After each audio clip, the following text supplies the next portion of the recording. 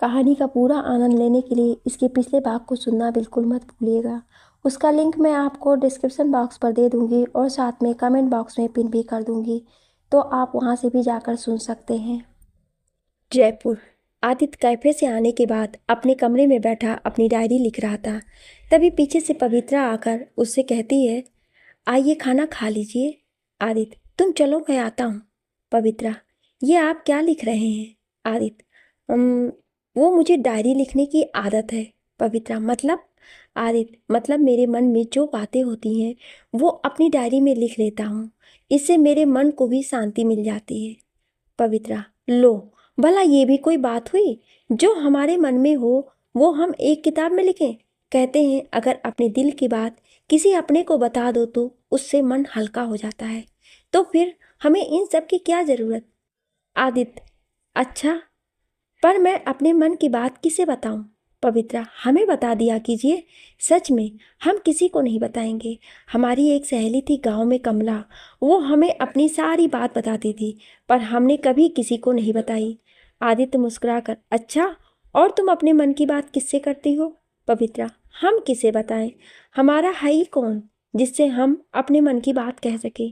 जब बड़े हुए तो मामा साही थे, अब उनसे तो कह नहीं सकते थे ना। आदित्य भी उसकी बात सुनकर उदास हो जाता है। पवित्रा उसके मायूस चेहरे को देखकर कहती है, तो क्या हुआ? हम दोनों के ही पास कोई नहीं है जिससे हम अपने दिल की बात कह सकें। तो ऐसा करते हैं कि जब भी हमें कुछ कहना हुआ तो हम एक दूसरे को अपने दिल की बातें बता सकते हैं। ठीक है? आदित्य मुस्कुराते हैं, ठीक है। पवित्रा, अब आप जल्दी से आ जाइए वरना खाना ठंडा हो जाएगा। ये कहकर वो वहाँ से चली जाती है।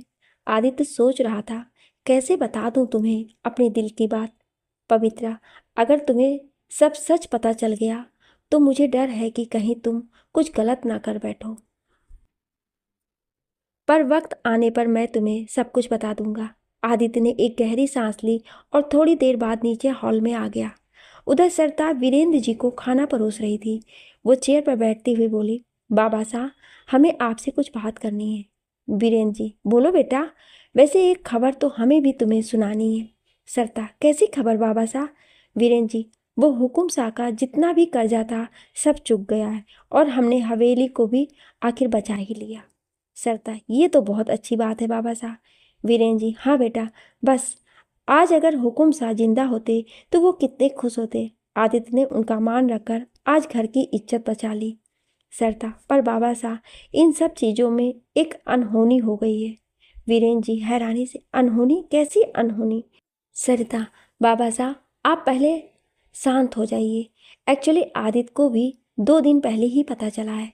बाबा साहब, जो लड़की आदित्य के घर में रह रही है वो आदित्य की पत्नी नंदिनी नहीं है, बल्कि कोई लड़की पवित्रा है, जिसे आदित्य गलती से नंदिनी समझकर अपने साथ ले आया। वीरेंद्र जी, क्या? ऐसा कैसे हो सकता है? सरिता उन्हें पहले दिन से सारी घटी हुई घटनाओं के बारे में सब कुछ बता देती है और ये भी बताती है कि नंदिनी की इस एक्सीडेंट में मौत हो गई है। वीरेंद्र जी ये सारी बातें सुनकर हैरान हो जाते हैं। वीरेंद्र जी, अब हम नाहर पन्ना को क्या जवाब देंगे? अपनी बेटी की मौत का गम कैसे सह पाएंगे वो? सरता, पर बाबा साहब, उन्हें सब कुछ बताना तो होगा ही। और इन सब के बीच आदित्य भी फंस गया है। आखिर हमें आदित्य को भी तो संभालना है। काका सा के जाने के बाद वो वैसे ही बहुत अकेला पड़ गया है। वीरेंद्र जी, हे भगवान, ये सब क्या हो गया? सरता उन्हें समझाती है, बाबा साहब प्लीज आप स्ट्रेस मत लीजिए। आपको तो आदित्य का साथ देना है। काका सा के बाद एक आप ही हैं जो उसे संभाल सकते हैं। वीरेंद्र जी, सही कह रही हो बेटी तुम, पर हमें नाहर पन्ना को भी ये खबर करनी होगी। सरता, जी बाबा साहब। वीरेंद्र जी अपने सोच विचार में मग्न अपने कमरे की तरफ चले गए। सरता भी अपने कमरे में जाकर आदित्य को फ़ोन करने लगती है। आदित्य फ़ोन उठा लेता है। सरता, आदित्य, हमारे बाबा साहब से बात हो गई है। मुझे लगता है तुम कल घर आ जाओ, हम यहीं बैठकर बात कर लेंगे। ओके? आदित्य, ओके दी, गुड नाइट। सरता, गुड नाइट। अगले दिन आदित्य वीरेंद्र जी के घर पहुंच जाता है। सरता उसे अंदर लेकर आती है तो वीरेंद्र जी वहीं सोफे पर बैठे हुए होते हैं। आदित्य उनके पैर छूता है, प्रणाम चाचा साहब। वीरेंद्र जी, आओ आदित्य, बैठो बेटा। बेटा, तुमने हमें ये बात पहले क्यों नहीं बताई? आदित्य, चाचा साहब, हमें खुद ही कुछ समझ में नहीं आ रहा था कि हम क्या करें, पर हमें लगता है कि हमें एक बार पवित्रा के गांव जाकर पता करना चाहिए। वीरेन जी, पर बेटा कैसे पता करोगे तुम? अगर वो लोग पवित्रा के बारे में किसी अनजान लड़के से कुछ सुनेंगे तो बेटा खामखा तुम और वो लड़की दोनों ही बदनाम हो जाओगे। आदित्य, नहीं चाचा साहब, ऐसा कुछ नहीं होगा, हम बात संभाल लेंगे। वीरेन जी, तो ठीक है, हम आपके साथ ही चलेंगे। आदित्य, नहीं चाचा साहब, आप यहाँ रहिए, आपको अभी कुछ दिन बिजनेस की भी देखभाल करनी है। वैसे भी मैं इन सब चीज़ों के बारे में मैं कुछ नहीं जानता, इसलिए आपका यहाँ रहना ज़रूरी है। वीरेन जी, ऐसा करो बेटा, तुम कल ही यहाँ से निकलने की तैयारी करो। आदित्य, जी चाचा साहब। आदित्य उनके पैर छूकर बाहर आ जाता है। तभी सरिता आदित्य से कहती है, तुम बिल्कुल टेंशन मत लो आदित्य, हम 1-2 दिन में हवेली में ही रहेंगे पवित्रा के साथ, उसे वहाँ बिल्कुल भी अकेला महसूस नहीं होगा। ठीक है। आदित्य मुस्कुराकर कहता है, thank you the, thank you so much. Sarita, thank you किस लिए, तुम हमारे भाई हो, क्या इतना भी हक नहीं बनता हमारा? आदित्य, दी कैसी बातें कर रही हैं आप, आपका तो पूरा हक है। सरिता, तो फिर तुम टेंशन फ्री होकर जाओ, यहाँ हम संभाल लेंगे। और हाँ, पवित्रा को भी बता देना कि तुम किसी काम से बाहर जा रहे हो। आदित्य, हाँ दी, मैं बता दूंगा। आदित्य गाड़ी लेकर वहाँ से निकल जाता है। रात को आदित्य अपने कमरे में बैठा कुछ फाइल्स में उलझा हुआ होता है। तभी पवित्रा हाथ में एक कॉपी लिए आ जाती है। आदित्य उसके हाथ में कॉपी देखकर उसे पूछता है, क्या हुआ, आपको कुछ काम था?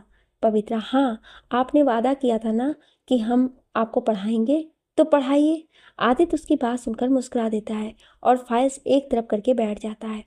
आदित्य, अच्छा बोलो क्या पढ़ोगी? पवित्रा, आप ना हमें किताबें पढ़ना सिखा दीजिए, फिर हम भी आपकी तरह डायरी लिखेंगे।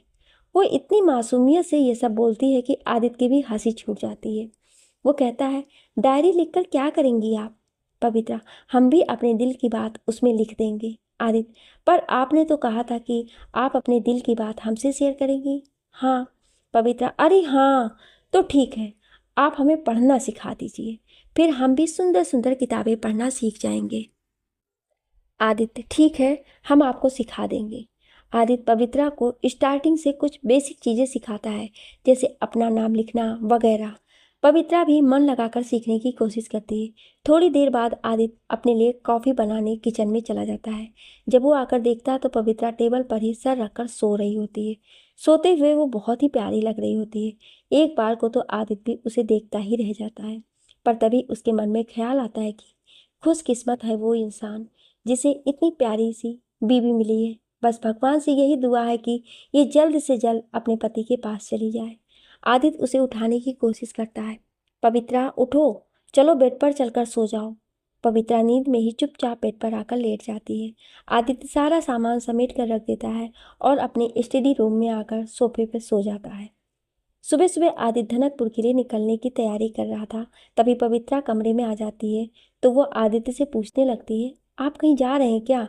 आदित्य, हाँ, वो मैं किसी काम से जा रहा हूँ, कल तक वापस आ जाऊँगा। पवित्रा, कल तक? पर हम घर में अकेले कैसे रहेंगे? आदित्य, अकेले नहीं, सरिता दी आ जाएंगी आपके पास, जब तक हम नहीं आ जाते वो यहीं रुकेंगी। पवित्रा, ठीक है, आप अपना ध्यान रखिएगा और जल्दी आइएगा। आदित्य, हाँ।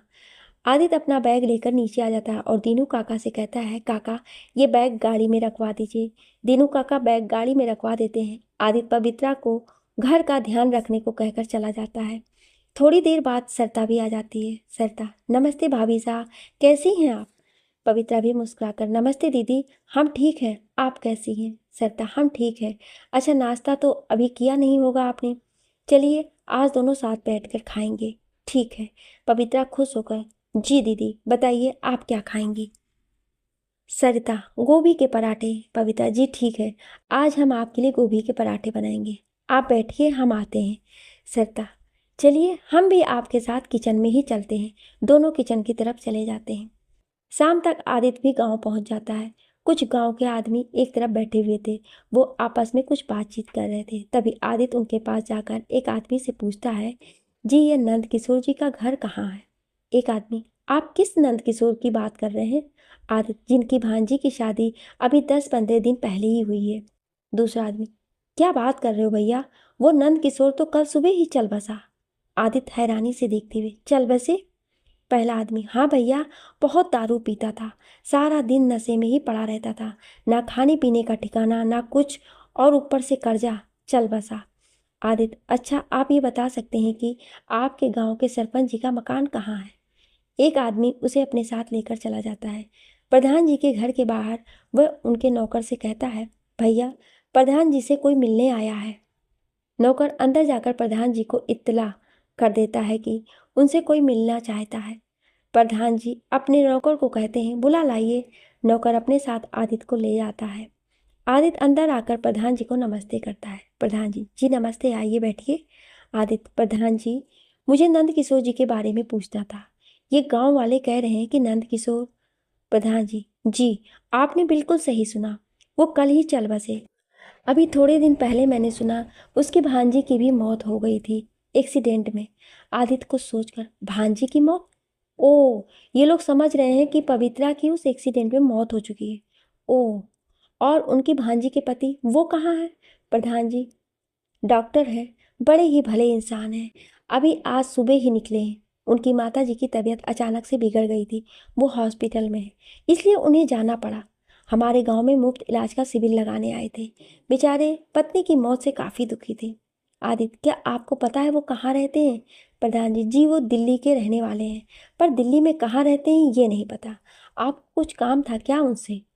आदित्य झूठ बोल देता है, जी मैं उनका दोस्त हूँ, मुंबई से आया हूँ, हम एक साथ ही पढ़े हैं।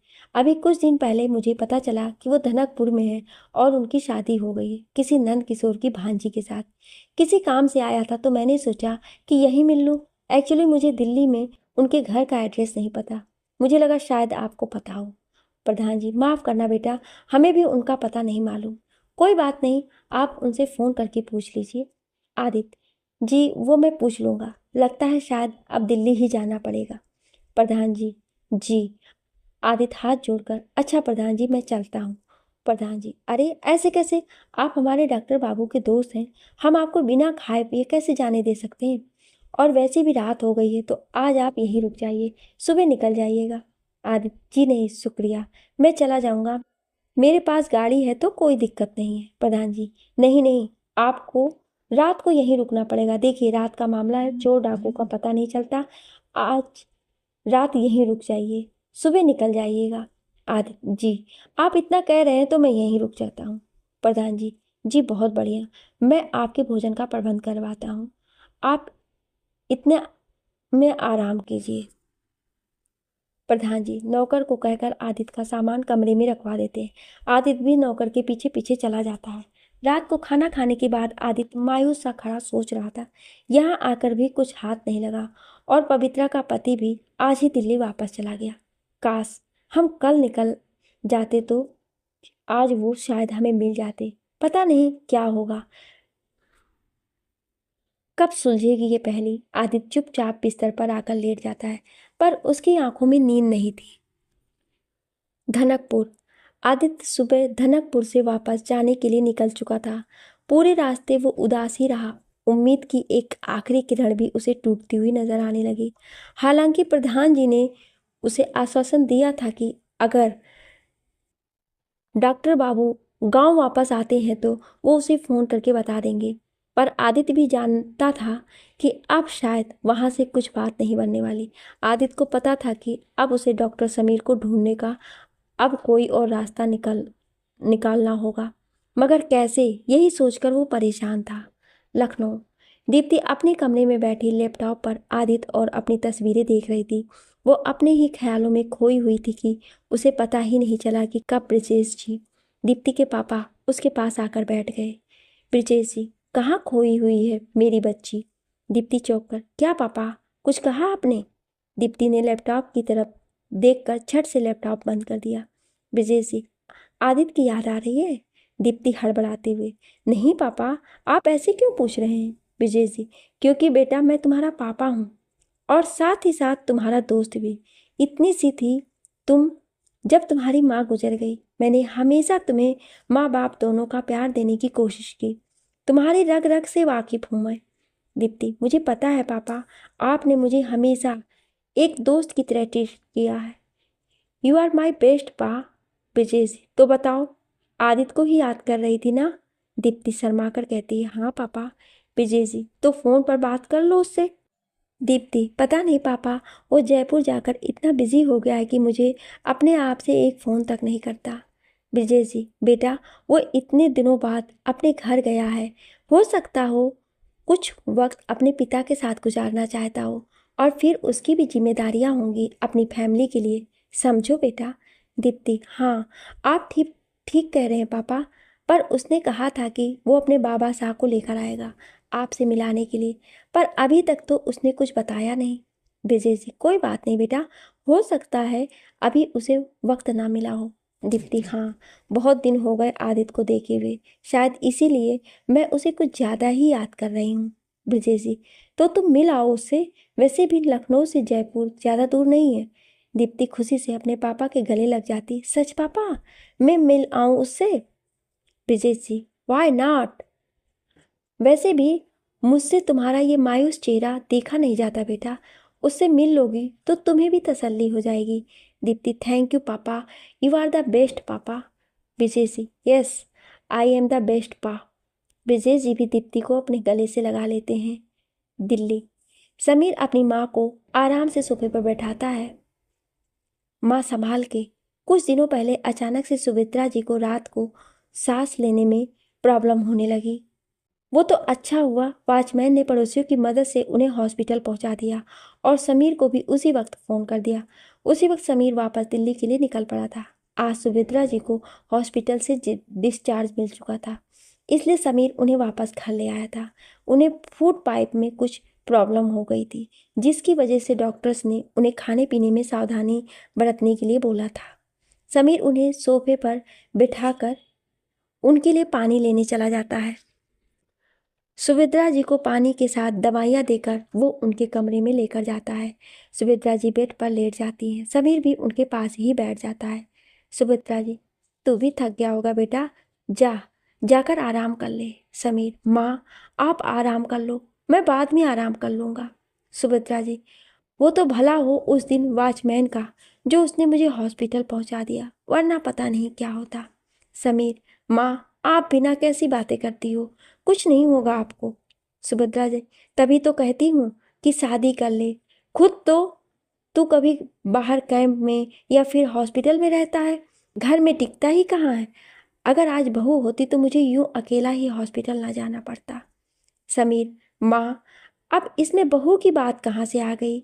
मैं हूं ना, मैं रखूँगा तेरा ख्याल, और पक्का, प्रॉमिस, मैं अब पक्का टाइम से घर आऊँगा और कहीं बाहर भी नहीं जाऊँगा, ठीक है? सुभद्रा जी मुंह बनाकर, हाँ, देखे हैं तेरे प्रॉमिस। मेरी तबीयत ठीक होते ही फिर तू पहले की तरह ही बिजी हो जाएगा। समीर, नहीं माँ, पक्का, अब ऐसा नहीं होगा। सुभद्रा जी, तुझे शादी करने में क्या प्रॉब्लम है, बता मुझे।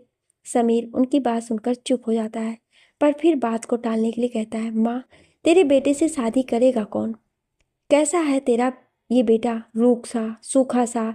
सुभद्रा जी उसकी बात बीच में ही काट कर, खबरदार, जो मेरे बेटे को कुछ उल्टा सीधा बोला तो। मेरा बेटा तो लाखों में एक है, जो भी लड़की उससे शादी करेगी धन्य हो जाएगी। समीर, वाओ, मेरी इतनी तारीफ, मुझे तो पता ही नहीं था कि मैं इतना हैंडसम हूँ कि जो लड़की मुझसे शादी करेगी वो धन्य हो जाएगी। ये कहकर वो हंसने लगा।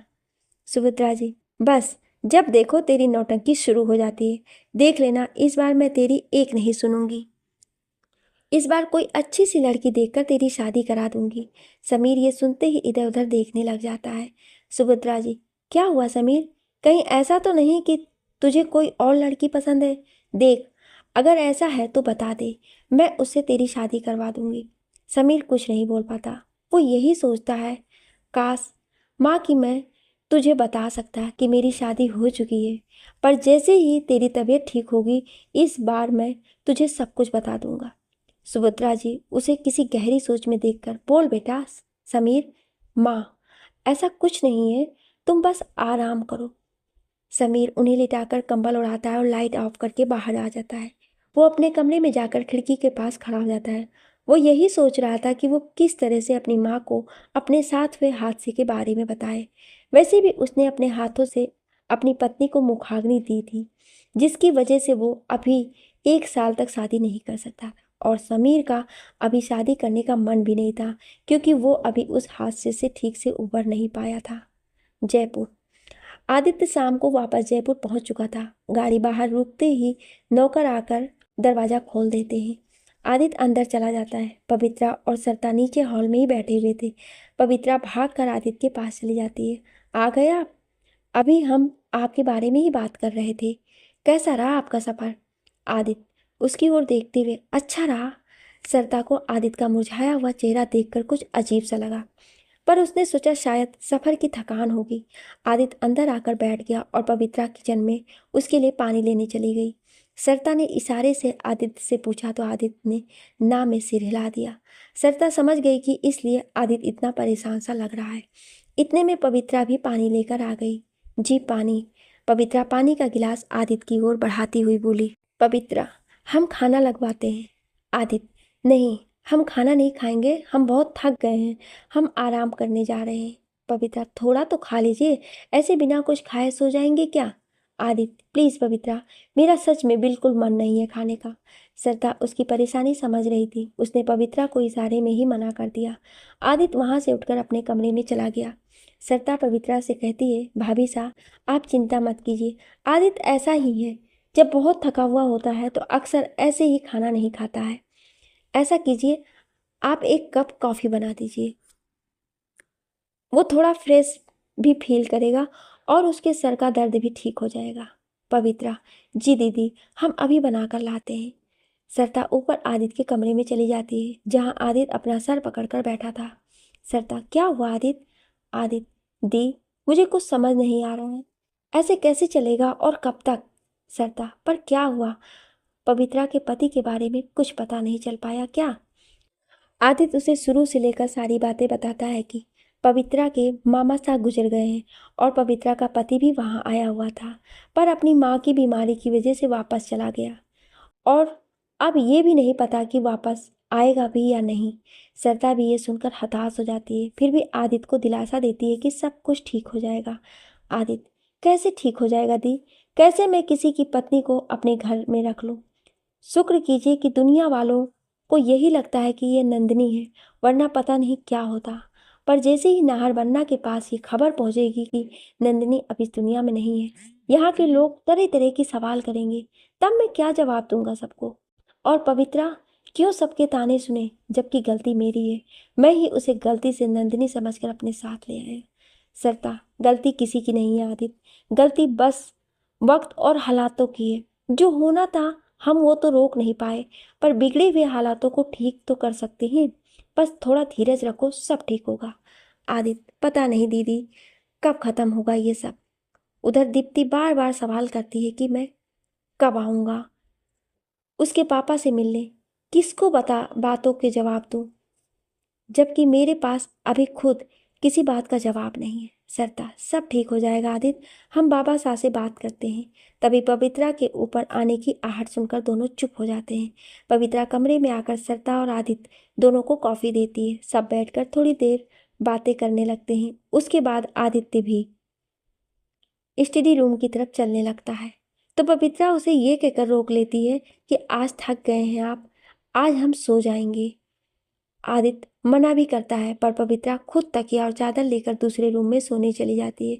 आदित्य खुद से कहता है, मुझे माफ़ कर देना पवित्रा, पर मैं क्या करूं, मैं तुम्हारे साथ एक कमरे में नहीं रह सकता। आखिर तुम किसी और की अमानत हो जिसकी जिम्मेदारी मुझ पर है। पर मेरा वादा है कि मैं तुम्हें जरूर तुम्हारे पति के पास पहुंचाऊंगा। ये कहकर वो भी सोने चला जाता है। लखनऊ। दीप्ति जयपुर जाने की तैयारी कर रही होती है कि तभी विजेश जी उसके रूम में आ जाते हैं। विजेश जी उसे पैकिंग करते देखकर बोलते हैं, अरे भाई, कहाँ जाने की तैयारी हो रही है? दीप्ति अपने पापा की तरफ देखकर, पापा, आपने ही तो कहा था कि जाओ आदित्य से मिलाओ, इसलिए जयपुर जाने की तैयारी कर रही हूँ। विजेश जी, भाई वाह, ये तो बहुत अच्छी बात है, मतलब सिर्फ मेरी परमिशन की देरी थी? दीप्ति, तो क्या आपने ऐसे ही कहा था क्या कि जाओ मिलाओ? ठीक है, मैं नहीं जाऊंगी। दीप्ति मुंह बनाकर बैठ जाती है। विजय जी हंसकर, अच्छा बाबा जाओ, मैं तो मजाक कर रहा था अपनी गुड़िया से। दीप्ति, पक्का ना पापा? विजय जी, डेफिनेटली बेटा, जाओ अपने आदित्य के पास। दीप्ति उनके गले लग जाती है। थैंक्स पापा। विजय उसके सर पे हाथ फेरकर कहते हैं, you most welcome my child. ये कहकर वो वहाँ से चले जाते हैं। दीप्ति खुद ही मुस्कुराकर कहती है, अब देखना आदित्य, कैसे मैं तुम्हें वहाँ पहुँचकर सरप्राइज देती हूँ। Just wait and watch. ये कहकर वो बेड पर धम से लेट जाती है और आदित्य की तस्वीर लेकर अपने सीने से लगा लेती है। लखनऊ। सुबह दीप्ति निकलने की तैयारी कर रही थी कि तभी ब्रिजेश जी उसके कमरे में आते हैं। ब्रिजेश जी, चलो बेटा, तुम्हारी फ्लाइट का टाइम हो रहा है, अभी निकलेंगे तो 1 घंटा लगेगा एयरपोर्ट तक जाने में। आदित्य अपना बैग उठाकर, हाँ पापा चलिए। बाहर ड्राइवर उसका सामान डिक्की में रखता है और ब्रिजेश जी और दीप्ति एयरपोर्ट की तरफ निकल पड़ते हैं। करीबन 1 घंटे बाद एयरपोर्ट पर पहुँच दीप्ति अपनी टिकट्स के साथ वहाँ होती है। दीप्ति के पापा उसे एग्जिट डोर तक छोड़ने आते हैं। थोड़ी देर बाद फ्लाइट की अनाउंसमेंट हो जाती है। दीप्ति, अच्छा पापा, अपना ख्याल रखिएगा। ब्रिजेश जी उसे अपने गले से लगाते हुए, और तुम आदित्य का। दीप्ति अपने पापा की बात सुनकर शर्मा जाती है। ब्रिजेश जी, अच्छा बेटा, पहुंचते ही फ़ोन करना। दीप्ति, जी पापा, कहकर एग्जिट गेट की तरफ मुड़ जाती है। उसके पापा उसे बाय करते हैं और दीप्ति भी उन्हें बाय करती है। जयपुर। आदित्य सोफे पर बैठा चाय पी रहा था। वो नेट पर कुछ सर्च करने की कोशिश कर रहा था। तभी सरिता का कॉल आता है। सरिता, हेलो आदित्य, क्या आज तुम घर आ सकते हो? बाबा साहब तुमसे कुछ बात करना चाहते हैं। आदित्य, ठीक है दी, मैं पहुंच जाऊंगा। सरिता, ठीक है आदित्य, जल्दी आना। आदित्य, ओके दी। आदित्य फ़ोन मेज पर रख देता है और वापस अपने काम में लग जाता है। वो नेट सर्फिंग के जरिए दिल्ली के जितने भी हॉस्पिटल हैं उनमें डॉक्टर समीर नाम के लोगों के कॉन्टैक्ट्स निकालने की कोशिश कर रहा था। थोड़ी देर बाद पवित्रा अपनी कॉपी किताब लिए आदित्य के पास आ जाती है। पवित्रा, सुनिए, एक बार देखिए, हमने कुछ लिखने की कोशिश की है, आप देख कर बताइए ना सही है या नहीं। आदित्य उसके हाथ से कॉपी ले लेता है और उसमें जो भी गलतियाँ होती हैं उन्हें ठीक करके उसे समझा देता है। आदित्य, अच्छा पवित्रा, हम चाचा सा के घर जा रहे हैं, आने में थोड़ी देर हो जाएगी, तो तुम परेशान मत होना, ठीक है?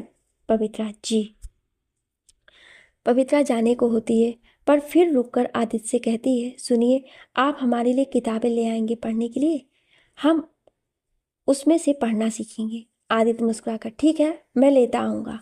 पवित्रा भी मुस्कुराकर हाँ में सिर हिला देती है। आदित्य तैयार होकर चाचा साहब के घर की तरफ निकल जाता है। वहाँ पहुंचकर वो बीरेन जी के पैर छूता है। बीरेन जी बहुत ही गंभीर सोच विचार में बैठे थे। आदित्य उन्हें ऐसे परेशान देखकर पूछता है, क्या बात है चाचा साहब, आप बहुत परेशान से लग रहे हैं, कोई बात है क्या? तभी सरिता बोल पड़ती है, बात ही कुछ ऐसी है आदित्य, कल बाबा शाह ने नंदिनी के घर फ़ोन किया था नंदिनी के बारे में बताने के लिए, और आज सुबह जैसलमेर से फ़ोन आया था कि नंदिनी के पिताजी को मेजर हार्ट अटैक आया है, वो हॉस्पिटल में भर्ती हैं। आदित्य भी ये सब सुनकर काफ़ी शॉक्ड हो जाता है। तभी बीरेन जी आदित्य से कहते हैं, तुम्हें मेरे साथ चलना चाहिए आदित्य, नाहरबन्ना को देखने के लिए, आखिर उनसे हमारे संबंध तो जुड़े हुए ही है ना। आदित्य, ठीक है चाचा साहब, हम आपके साथ चलेंगे। वीरेन जी, आदित्य, एक बात और है जो मैं तुमसे कहना चाहता हूँ। बेटा, तुम पवित्रा को लेकर कुछ दिनों के लिए मुंबई चले जाओ। यहाँ अगर लोगों की नंदिनी की मौत की खबर लग गई तो पवित्रा को लेकर सवाल करना शुरू कर देंगे, और शायद जिसके जवाब हम नहीं दे पाएंगे। और पवित्रा का भी तो सोचो, उसे अब तक कुछ नहीं मालूम, वो इन सब सवालों का सामना कैसे करेगी। मुझे लगता है जब तक पवित्रा के पति के बारे में कुछ नहीं पता चलता, तुम उसे यहाँ से लेकर चले जाओ। आदित्य, चाचा सा, हम वहाँ अकेले पवित्रा को लेकर कैसे जा पाएंगे? चाचा सा, वो किसी और की पत्नी है, यहाँ आप सब लोग भी आते जाते रहते हैं, पर वहाँ वहाँ वो अकेले कैसे रहेगी? वीरेन जी, बेटा, कुछ ही दिनों की बात है और मैं और सरिता कोशिश करेंगे वहाँ कुछ दिनों के लिए आने की, पर बेटा यहाँ तुम्हारा रहना अभी सही नहीं है, हम किसी भी तरह की बातें बनते नहीं देखना चाहते हैं। आदित्य सोच में पड़ जाता है, पर फिर वो जाने के लिए हाँ कर देता है और घर वापस आ जाता है। घर आकर वो सीधा अपने कमरे में चला जाता है। शाम तक आदित्य अपने कमरे में ही पड़ा पड़ा सोचता रहता है, यहाँ तक कि वो पवित्रा के दरवाज़ा खटखटाने पर भी वो नहीं आता और सरदर्द का बहाना बनाकर अपने कमरे में ही बैठा रहता है। शाम को आदित्य अपने स्टडी रूम की तरफ जा रहा था कि तभी उसे किसी की आवाज़ कानों में पड़ती। वो नीचे आकर देखता है तो उसकी आंखें हैरानी से खुली की खुली रह जाती है। दीप्ति आदित्य को देखते ही उसके गले जाकर लग जाती है। आदित्य तो उसे देखकर सुन्न सा खड़ा रह जाता है। दीप्ति, कैसे हो आदित्य, सरप्राइज कर दिया ना? आदित्य तो कुछ बोलने की ही स्थिति में नहीं था। तभी आवाज़ सुनकर पवित्रा भी बाहर आ जाती है। पवित्रा, जी कौन आया है? दीप्ति पवित्रा को देखकर अचंभित सी हो जाती है। अब आदित्य दुविधा में पड़ जाता है कि अब वो दोनों को क्या जवाब देगा। दीप्ति पवित्रा की मांग में सिंदूर और मंगलसूत्र देखकर कहती है, ये कौन है आदित्य? आदित्य दीप्ति को कंधों से पकड़कर कहता है, दीप्ति पहले तुम आराम से बैठ जाओ, मैं सब बताता हूँ। दीप्ति नहीं, तुम पहले ये बताओ कि ये कौन है। पवित्रा ये ऐसे क्यों पूछ रही है? आप बता क्यों नहीं देते कि हम आपके क्या लगते हैं? दीप्ति रोने लगती, बताओ आदित्य कौन है ये? आदित्य बार बार पूछने पर बहुत दुविधा में पड़ जाता है और दीप्ति की तरफ चिल्लाकर कहता है, पत्नी है ये मेरी। आदित्य के मुंह से ये शब्द सुनकर दीप्ति के तो पैरों तले जमीन ही खिसक जाती है। उसके कदम खड़े ही खड़े लड़खड़ा जाते हैं। उसे तो समझ ही नहीं आ रहा था कि जिस आदित्य के साथ उसने पूरी जिंदगी गुजारने की ख्वाहिश की थी, उसने किसी और से शादी कर ली थी।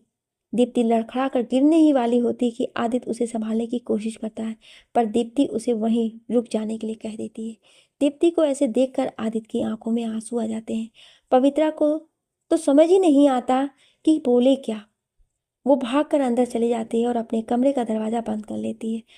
आदित्य दीप्ति को समझाने की कोशिश करता है, पर दीप्ति कुछ भी सुनने के लिए तैयार नहीं होती है।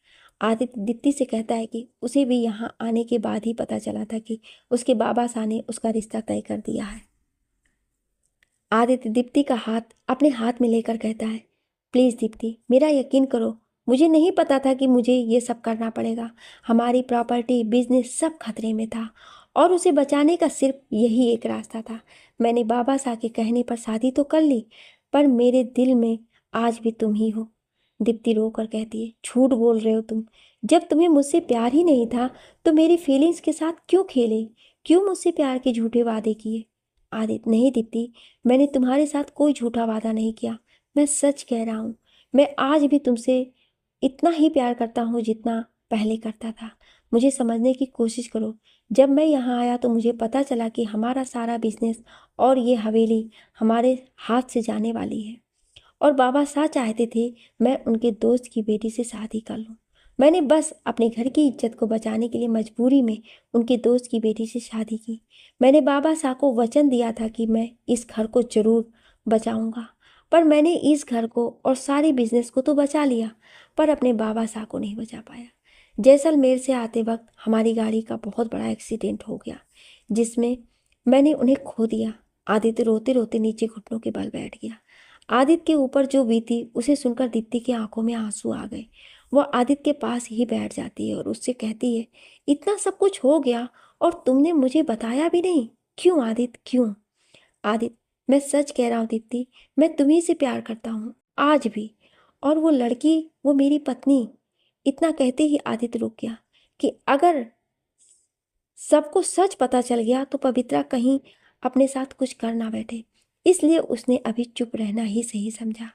दीप्ति वो लड़की क्या आदित्य, वो लड़की तुम्हारी पत्नी है? अब हम साथ नहीं रह सकते आदित्य, तुम्हें अब अपनी पत्नी के साथ ही सारी जिंदगी गुजारनी होगी। ये कहकर वो वहाँ से खड़ी हो जाती है और अपना बैग लेकर वहाँ से चलने को होती है। तभी आदित्य पीछे से उसका हाथ पकड़ लेता है। आदित्य प्लीज़ दीप्ति मुझे छोड़कर मत जाओ, मैं तुम्हारे बिना नहीं जी पाऊंगा।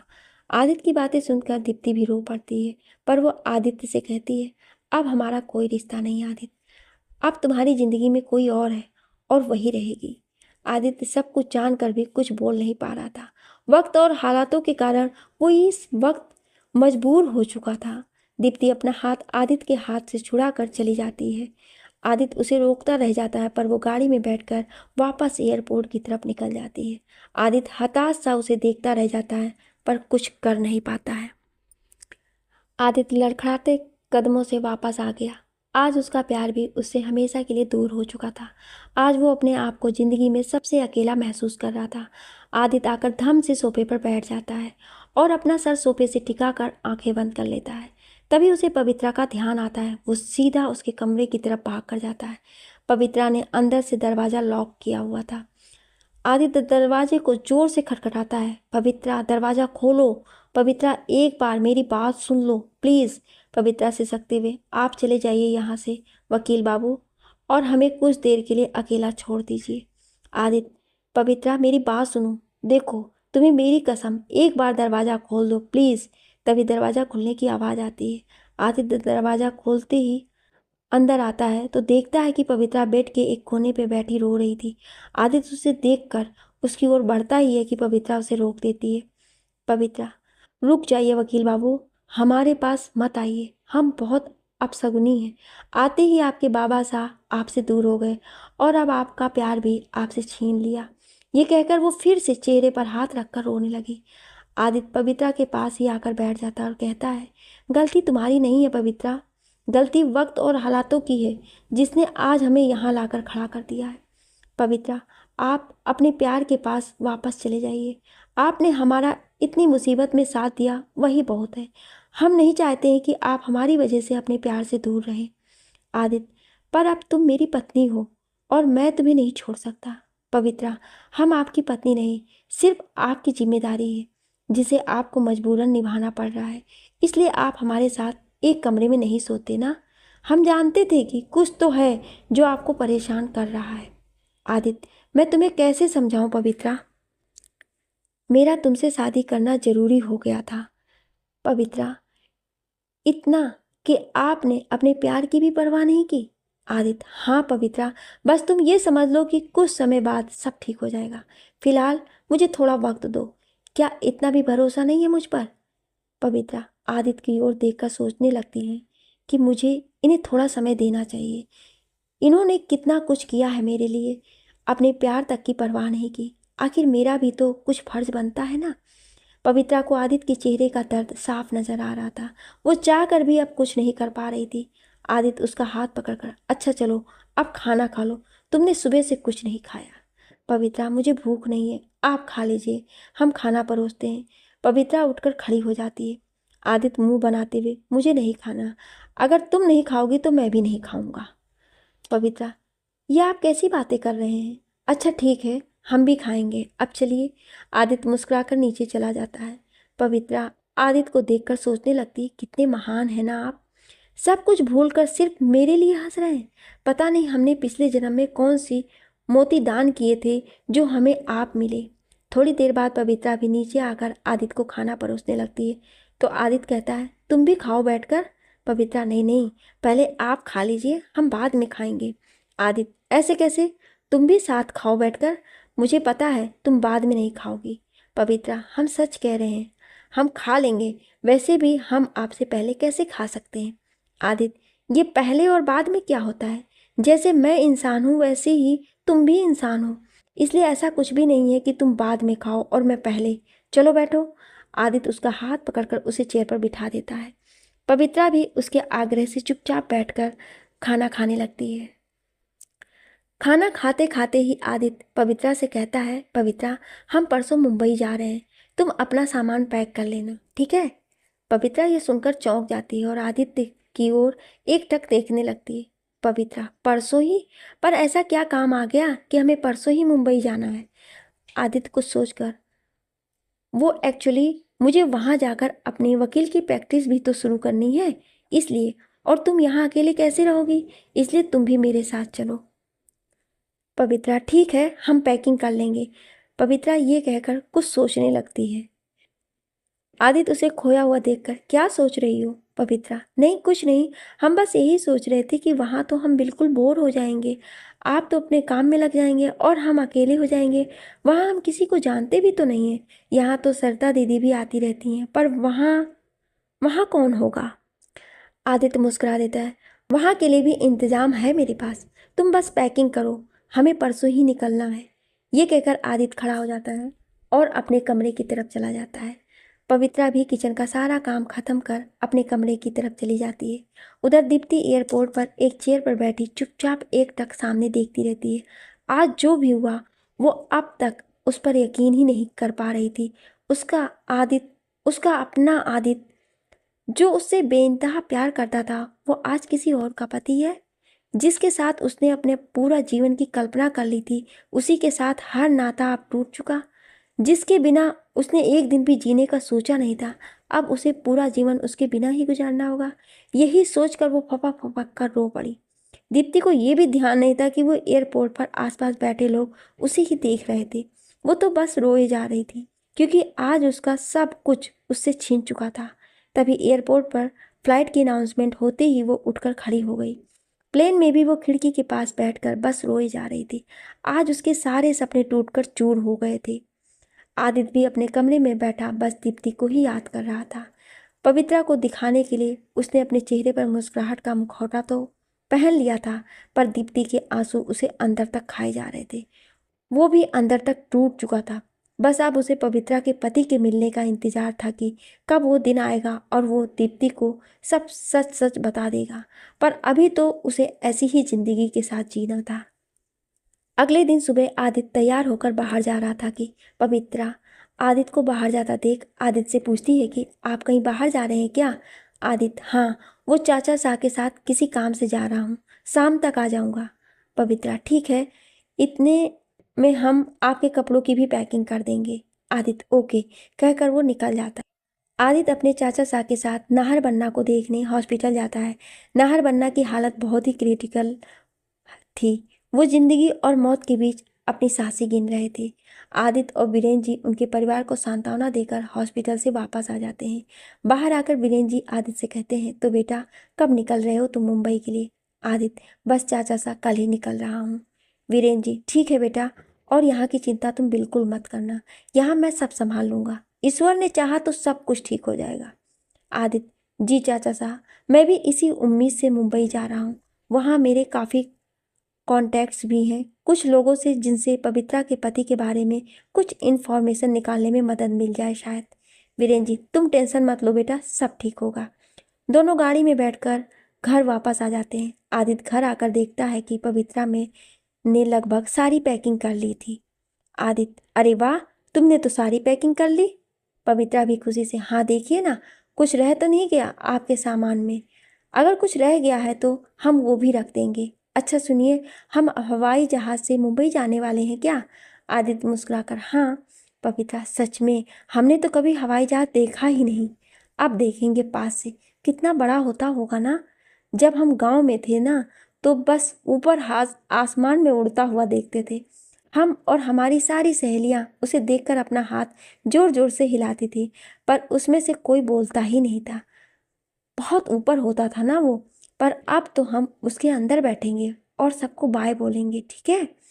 आदित्य की भी उसकी इस बचकानी बातों को सुनकर हंसी छूट जाती है। वो भी हंसने लगता है। आदित्य, हाँ बोल लेना और सबको बाय कर देना, ओके। पवित्रा बहुत खुश हो जाती है कि वो भी हवाई जहाज में बैठेगी। आदित्य, चलो अब सो जाओ, कल टाइम से निकलना भी है, वरना हवाई जहाज में कैसे बैठे होगी? पवित्रा खुश होकर, जी हम जाते हैं, आप भी सो जाइए। Aditya, okay, good night. Pavitra, क्या? आदित्य, बोलो गुड नाइट, यानी शुभ रात्रि। पवित्रा, गुड नाइट। आदित्य, हाँ अच्छा है, थोड़ी सी प्रैक्टिस करोगी तो और भी अच्छे से बोल पाओगी। पवित्रा, जी हम अच्छे से अभ्यास करेंगे। थोड़ी देर बाद दोनों अपने अपने कमरे में सोने चले जाते हैं। लखनऊ। घर की डोरबेल बजती है तो नौकर आकर दरवाज़ा खोलता है। सामने दीप्ति खड़ी होती है। वो अंदर आती है और नौकर भी उसका सामान अंदर उठाकर लेकर आता है। घर में कोई दिखाई नहीं देता है तो दीप्ति सीधा अपने रूम की तरफ भाग कर चली जाती है। रूम में पहुंचकर वो अंदर से रूम को लॉक कर देती है। तभी थोड़ी देर बाद ब्रिजेश जी अपने स्टडी रूम से बाहर निकलते हैं तो हॉल में सूटकेस देखकर नौकर से पूछते हैं, ये सूटकेस किसका है? कौन आया है? नौकर, साहब वो दीप्ति बिटिया आई है, अभी अपने रूम में गई है। ब्रिजेश चौंक कर, दीप्ति? वो सीधा दीप्ति के कमरे की तरफ जाते हैं, पर दीप्ति ने अंदर से रूम लॉक किया था। ब्रिजेश जी दरवाजा खटखटाते हैं पर दीप्ति दरवाजा नहीं खोलती है। ब्रिजेश जी, दीप्ति दरवाजा खोलो बेटा, आखिर बात क्या हुई है? तुम तो आदित्य से मिलने गई थी, फिर इतनी जल्दी कैसे आ गई? बोलो बेटा। दीप्ति, दरवाजा खोलो। तभी थोड़ी देर बाद दरवाजा खुलने की आवाज़ आती है। विजय जी झट से दरवाज़ा खोलते हैं। दीप्ति सामने ही खड़ी होती है। वो जल्दी से जाकर अपने पापा के गले लग जाती है और फपक फपक कर रोने लगती है। विजय जी उसकी हालत देखकर सहम जाते हैं। ब्रजेश जी दीप्ति से पूछते हैं, क्या हुआ बेटा, कुछ तो बोलो, तुम रो क्यों रही हो? बेटा अगर बताओगी नहीं तो मुझे पता कैसे चलेगा कि आखिर बात क्या है? दीप्ति रोते रोते ही कहने लगती, पापा सब खत्म हो गया, आदित्य मुझसे बहुत दूर जा चुका है, उसने किसी और से शादी कर ली। ब्रजेश जी हैरान हो जाते हैं, किसी और से शादी कर ली? ऐसा कैसे हो सकता है? बेटा पहले तुम बैठो और पानी पियो और मुझे आराम से बताओ कि आखिर हुआ क्या है। ब्रजेश जी दीप्ति को पानी पीने के लिए देते हैं। दीप्ति पानी पीकर थोड़ा रिलैक्स होती है। फिर वो बताती है कि वहाँ जब वो पहुंची तो क्या हुआ। दीप्ति रोते हुए, पापा आदित्य ने अपने पुरखों की हवेली और अपने बिजनेस को बचाने के लिए अपने बाबा साहब की पसंद की लड़की से शादी कर ली और मुझे बताया तक नहीं। ब्रजेश जी भी ये सुनकर परेशान हो जाते हैं। वो दीप्ति को अपने सीने से लगा लेते हैं और उसे चुप कराते हैं। ब्रजेश जी, बेटा जहाँ तक मैं आदित्य को जानता हूँ वो तुम्हें कभी धोखा नहीं दे सकता। जरूर उसकी बहुत बड़ी मजबूरी होगी, तभी उसने अपने बाबा साहब की मर्जी से शादी की है। बेटा उसकी भी प्रॉब्लम को समझो, हो सकता है उसे भी ये सब करते हुए कितना दुख हुआ हो, और अब तो उसने अपने बाबा साहब को भी खो दिया है। दीप्ति, पर पापा मैं आदित्य के बिना कैसे जीऊंगी? मैंने तो उसके बिना अपनी जिंदगी की कल्पना तक नहीं की। विजय जी, नहीं बेटा ऐसा नहीं कहते, जिंदगी हर जख्म भर देती है। मुझे यकीन है मेरी बेटी हार नहीं मानेगी और अपनी जिंदगी में आगे बढ़ेगी। दीप्ति वापस अपने पापा के गले लगकर रोने लगती है। उसे पापा भी उसे अपने सीने से लगा लेते हैं। जयपुर। अगली सुबह आदित्य और पवित्रा मुंबई के लिए निकलने की तैयारी कर रहे थे। घर के सभी नौकर चाकर भी उन्हें विदा करने के लिए खड़े थे। वीरेंद्र जी और सत्ता भी आदित्य और पवित्रा को एयरपोर्ट तक छोड़ने जाने वाले थे। आदित्य और पवित्रा दोनों नीचे आकर सबको नमस्कार करके काका को हवेली की चाबी देकर बाहर निकल जाते हैं। आदित्य अपनी हवेली को देख रहा था। उसकी बहुत सी यादें इस हवेली से जुड़ी थी। तभी वीरेंद्र जी आकर उसके कंधे पर हाथ रख देते हैं और कहते हैं, कुछ ही दिनों की बात है आदित्य, बहुत जल्द सब ठीक हो जाएगा।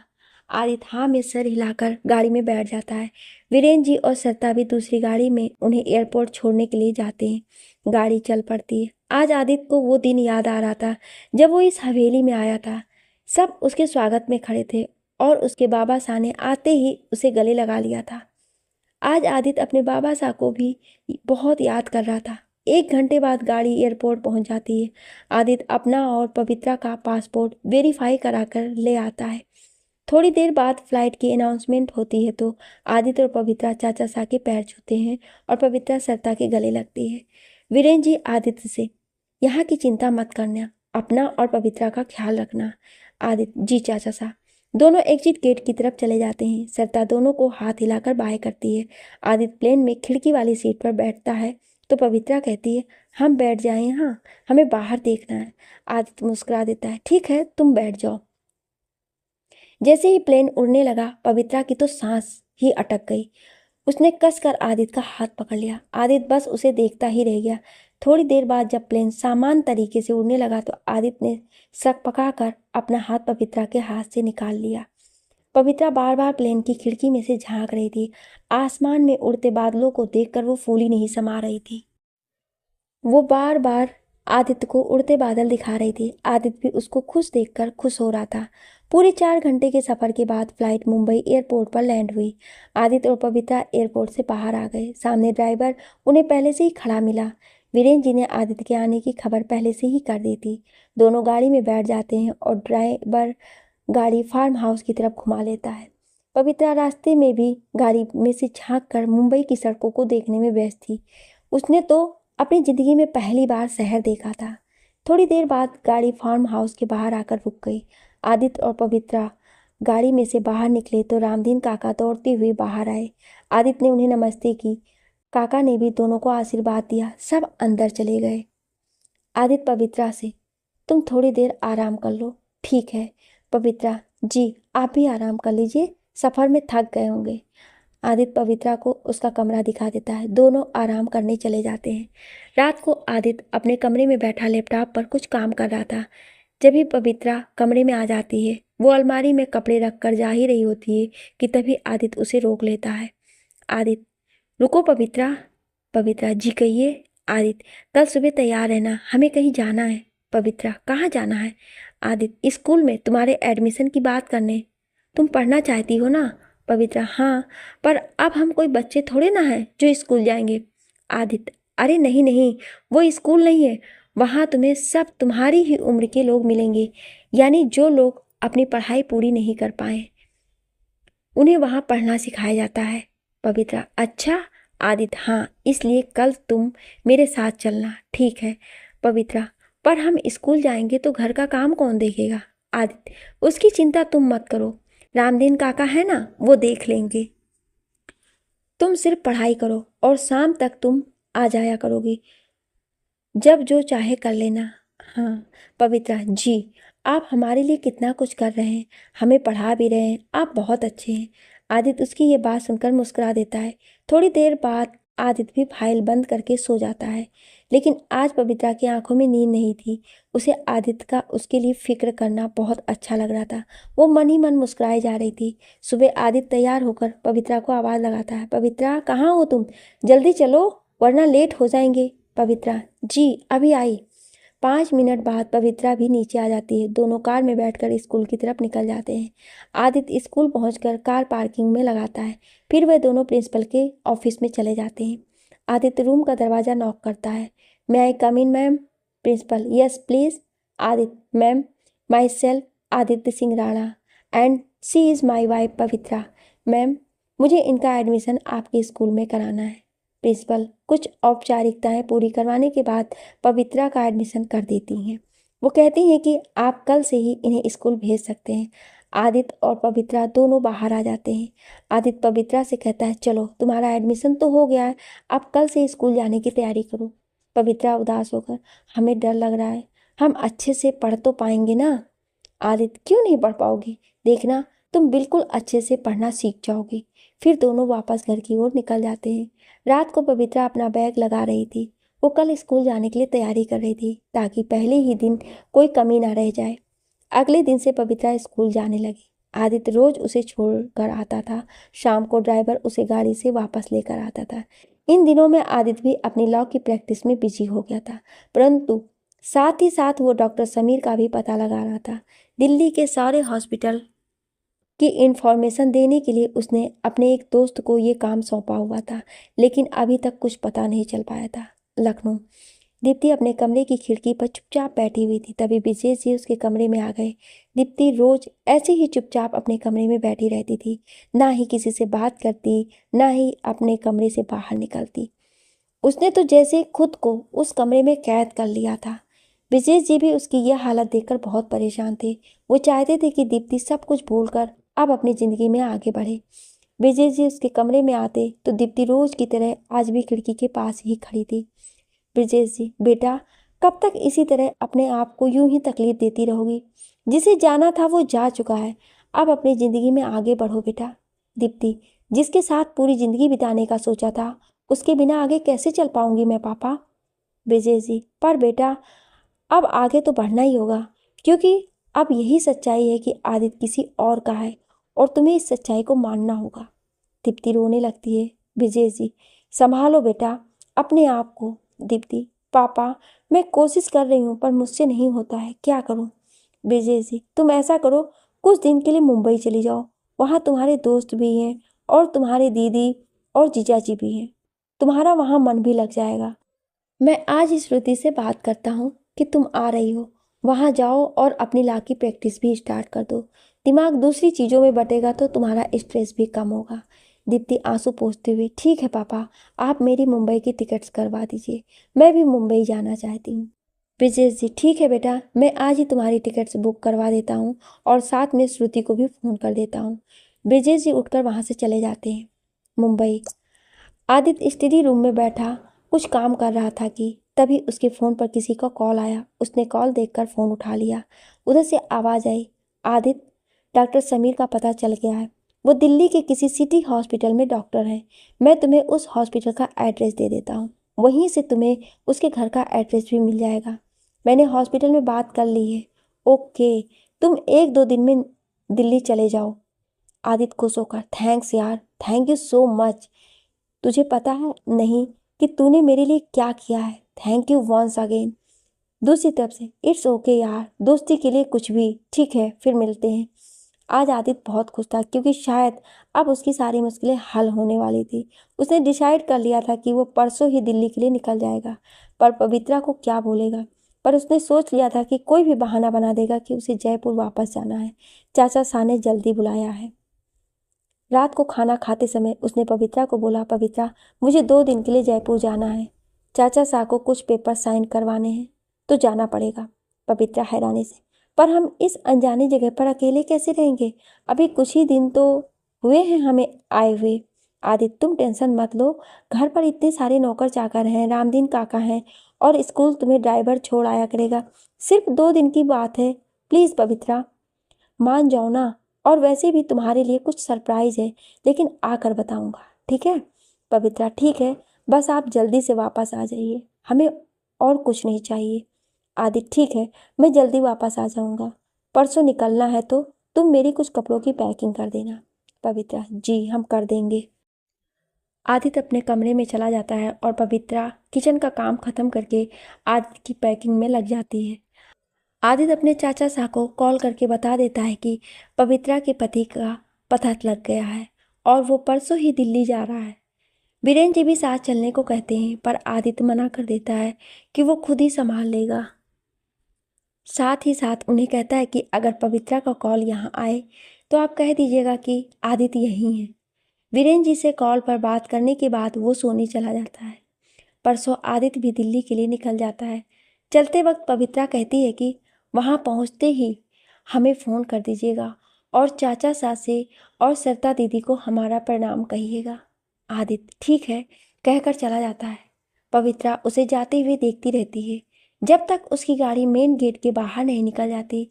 फिर अंदर आकर वो भी स्कूल के लिए तैयार होने लगती है। अब पवित्रा की भी स्कूल में कुछ सहेलियां बन गई थी, इसलिए उसे अब स्कूल जाना अच्छा लगने लगा था और वो कुछ कुछ पढ़ना भी सीख गई थी।